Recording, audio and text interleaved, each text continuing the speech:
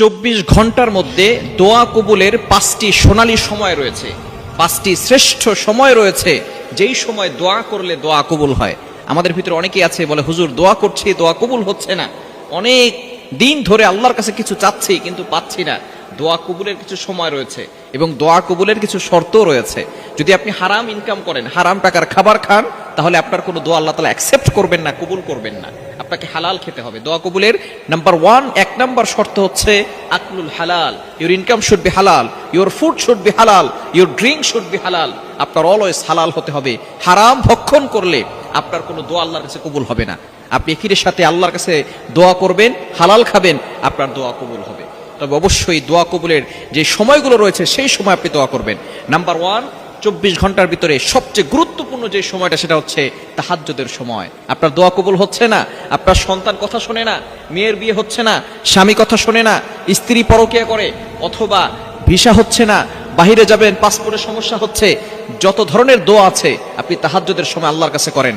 কারণ বুখারী শরীফের ভিতরে রয়েছে, নবীজি সাল্লাল্লাহু আলাইহি ওয়াসাল্লাম জানিয়ে দিয়েছেন এই সময়টা আল্লাহ তাআলা নিজে প্রথম আসমানে এসে বান্দাদেরকে ডাকতে থাকেন আর বলতে থাকেন, কার কি লাগবে আমি আল্লাহর কাছে চাও, আমি আল্লাহ তাআলা তোমাদেরকে সকল বিপদ থেকে হেফাজত করব, অভাব দূর করে দিব, টেনশন মুক্তির ব্যবস্থা করে দিব। কিন্তু আমরা ওই সময় ঘুমিয়ে থাকি। আপনার যত চাওয়া আছে, যত আকাঙ্ক্ষা আছে, আপনি তাহাজ্জুদের সময় চাইবেন। সুতরাং 24 ঘন্টার ভিতরে সবচেয়ে মোস্ট ইম্পর্টেন্ট, সবচেয়ে গুরুত্বপূর্ণ সময় হচ্ছে তাহাজ্জুদের সময়। এই সময় আপনি বেশি বেশি করে আল্লাহর কাছে দোয়া করবেন। এটা হচ্ছে দোয়া কবুলের সময়। 1 নাম্বার হচ্ছে তাহাজ্জুদের সময়, রাতের শেষ অংশে এই সময় আপনি আল্লাহর কাছে দোয়া করবেন। অনেকে আছে 12টার সময় দোয়া করে, 12টার সময় নয়, রাতের শেষ অংশে আপনি আল্লাহর কাছে দোয়া করবেন। এই সময়টা আল্লাহ তাআলা প্রথম আসমানে আসেন। নাম্বার 2, দ্বিতীয় নাম্বার হচ্ছে যখন আজান দিবে, আজান দেওয়ার সময় কিন্তু আসমানের দরজাগুলো খুলে দেওয়া হয়। এটা আমরা অনেকেই জানি না। আজানের পরে ইকামতের পূর্বে, অর্থাৎ আজানের পর আপনি আল্লাহর কাছে দোয়া করবেন। অবশ্যই আপনি আল্লাহর কাছে দোয়া করলে আল্লাহ তাআলা আপনার দোয়াগুলো কবুল করে নেবেন। যখন আজান দিবে, আজান দেওয়ার সময় আল্লাহ তাআলা আসমানের দরজাগুলো খুলে দেন, জান্নাতের দরজাগুলো খুলে দেন। ওই সময় আল্লাহ তাআলা দোয়া কবুল করে থাকেন।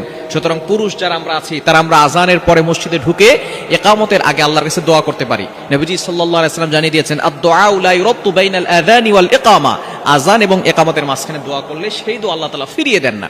সুতরাং দ্বিতীয় নাম্বার হচ্ছে আজান ও ইকামতের মাঝখানের দোয়া করবেন। 3 নাম্বার হচ্ছে নামাজের পরে, প্রত্যেক 5 ওয়াক্ত ফরজ নামাজের পরে আল্লাহর কাছে দোয়া করবেন। ফরজ নামাজের পরে দোয়া করলে দোয়া কবুল হয়। এই সময় আপনি আল্লাহর কাছে দোয়া করবেন। 4 নাম্বার হচ্ছে আসর থেকে মাগরিব পর্যন্ত, মাগরিবের পূর্ব সময়টা, এই সময় আপনি আল্লাহর কাছে দোয়া করবেন। এটা বিশেষ করে শুক্রবার দিন, জুমার দিন আসরের নামাজের পরে মাগরিবের পূর্বে দোয়া করলে দোয়া কবুল হয়। অবশ্যই এই সময়টা খেয়াল রাখবেন। প্রতি শুক্রবারে এবং অন্যান্য সময়েও আপনি মাগরিবের পূর্বে যখন সূর্য অস্তমিত হয়ে যায় এই সময়